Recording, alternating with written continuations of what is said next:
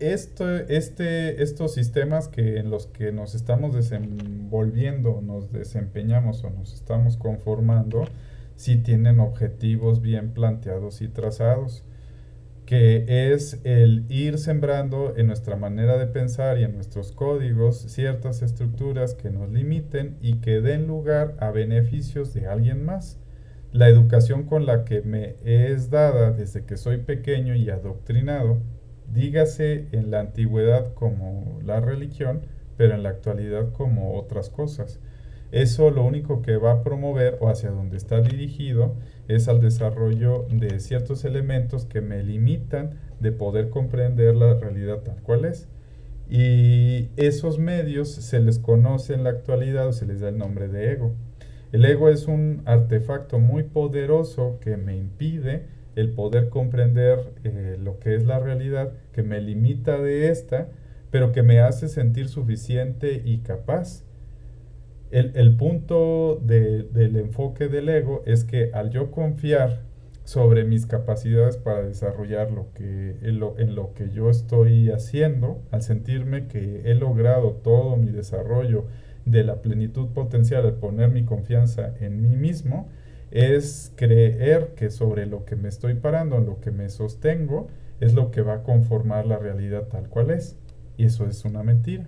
Ese adoctrinamiento en el que pertenecemos por estar dentro de una comunidad social, una ciudad, etcétera, tiene un propósito. En este caso, el medio de adoctrinamiento actual se le conoce como el materialismo o el cientificismo, que son dos elementos que tratan de llevarnos en una dirección de pensamiento del hombre que le llamamos moderno o del hombre actual. Esa forma de pensar hacia qué podría estar dirigida. En este caso, desde el punto del materialismo, es a darnos cuenta de que hay una serie de cosas que están en nuestro entorno, que nos pertenecen, que nosotros no las merecemos, que hemos luchado por ellas y que por lo tanto deberíamos de usarlas y explotarlas. Lo cual, como estábamos discutiendo hace un momento, pues desde este punto de vista no es correcto. Mucho menos a llegar al punto en el que si ni siquiera los pensamientos son de nuestra pertenencia, tampoco las cuestiones materiales mucho menos lo van a hacer. Y tener la confianza sobre la ciencia o los modelos científicos o sobre las leyes que nos gobiernan, de que estos son los elementos autorizados, correctos y verdaderos y legítimos bajo los cuales nos deberíamos de gobernar para vivir en este medio, lo cual tampoco es falso.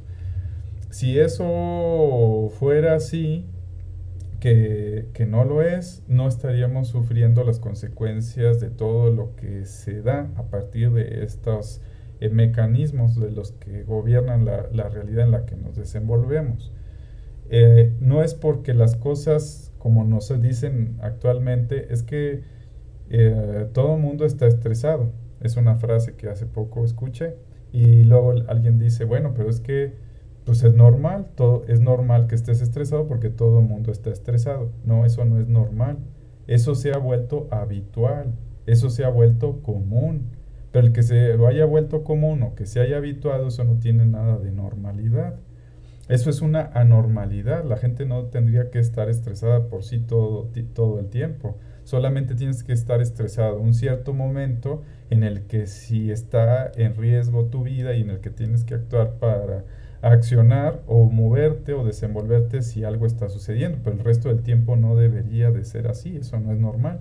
Entonces, el hecho de que algo se dé de manera más común no quiere decir que eso sea una normalidad. Desde el punto de vista de la realidad, entonces hablaríamos de otro enfoque. No porque las cosas sean más probables, o sea, lo que está en el medio que nos rodea, hay muchas cosas que le llamamos realidad, pero todas esas cosas que le llamamos realidad muchas veces solamente son el resultado de lo más probable. El que algo sea más probable no quiere decir que sea más real, solamente que va a tener más probabilidad de que así sea o de que así suceda. En este caso, por ejemplo, citando una situación como la que estábamos mencionando ahorita, me gustaría leer esta parte, que dice, ¿qué probabilidad existe de que una cierta cantidad de materiales amorfos y distintos que se encuentran en la naturaleza se descompongan en sus sustancias elementales, se unan para aumentar ciertas propiedades específicas y se conformen para construir un elemento más complejo que facilite la conducción de su energía, la decodificación de datos emitidos en forma electromagnética y que éste sea usado para la vigilancia de sus usuarios terminales, también que sea utilizado para su entretenimiento, adoctrinamiento, estimulación, orientación de preferencias y estudio de conducta. No sé ustedes qué piensen, pero en este caso, al hablar desde ese enfoque, pues me parece que eso sería algo muy improbable, ¿no? Imagínense en la Tierra, hay diferentes ciertos tipos de piedras, de sustancias, de materiales. ¿Qué probabilidad habría de que todos estos elementos se descompusieran en partes, en sustancias más puras, en sustancias elementales, se reorganizaran y se armaran para formar nuevos caminos, nuevos elementos que faciliten, como dijimos hace un momento, la conducción eléctrica, la función electromagnética, la transferencia de códigos, la decodificación de programas, etcétera, y que todo esto sea con un fin de poder manipular y controlar a un usuario. Eso suena totalmente improbable. Se tienen que dar una serie de procesos muy hartos para poderse completar y de manera específica ser llevados a cabo y que esto pueda suceder. Bueno, a esto se le llama el celular y está sucediendo.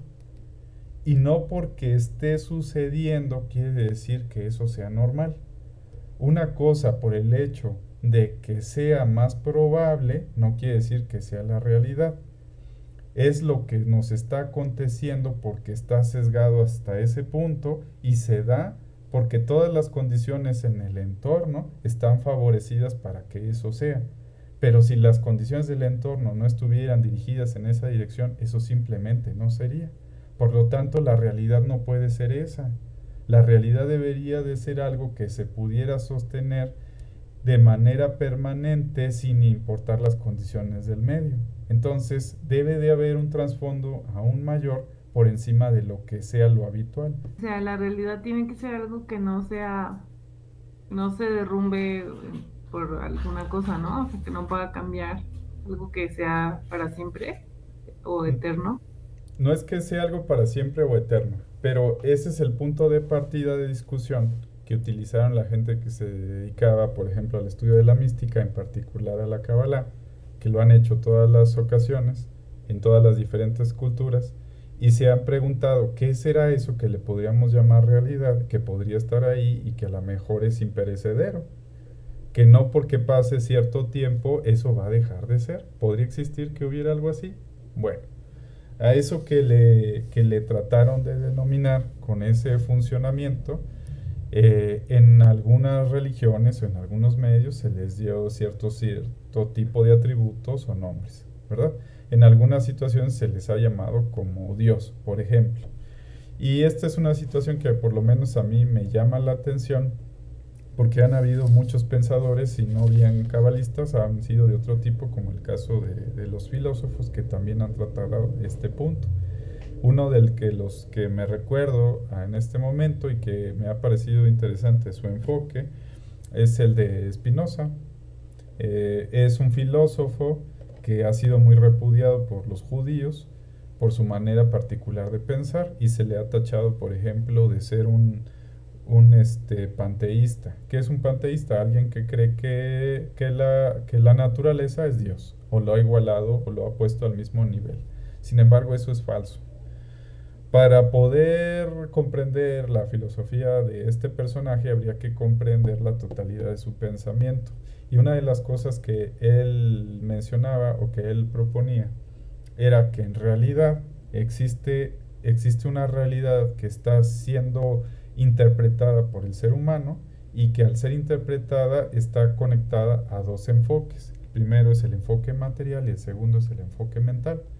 Estos dos enfoques, que son los que somos capaces de percibir desde lo que mido, desde lo que entiendo, desde lo que hago, desde lo que percibo. Si esto fuera igual a Dios, si esto que percibo fuera igual a Dios, entonces sería un enfoque del panteísmo, como se mencionó hace un momento, que sería creer que Dios es la naturaleza. Sin embargo, no es así.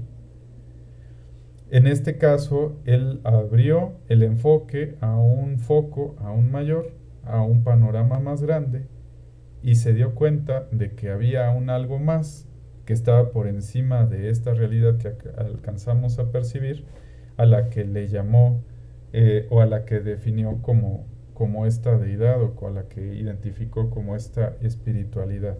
Entonces, lo que estamos tratando de decir es que hay un medio aún mayor que le podríamos llamar la espiritualidad, que lo es todo, pero el cuerpo o la materialidad no necesariamente son este espíritu.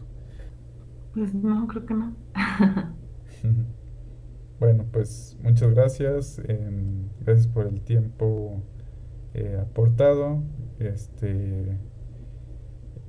Qué bueno poder estar aquí con ustedes compartiendo un ratito, y que tengan un buen día. Continuamos en la siguiente sesión, en la siguiente reunión. Que estén bien.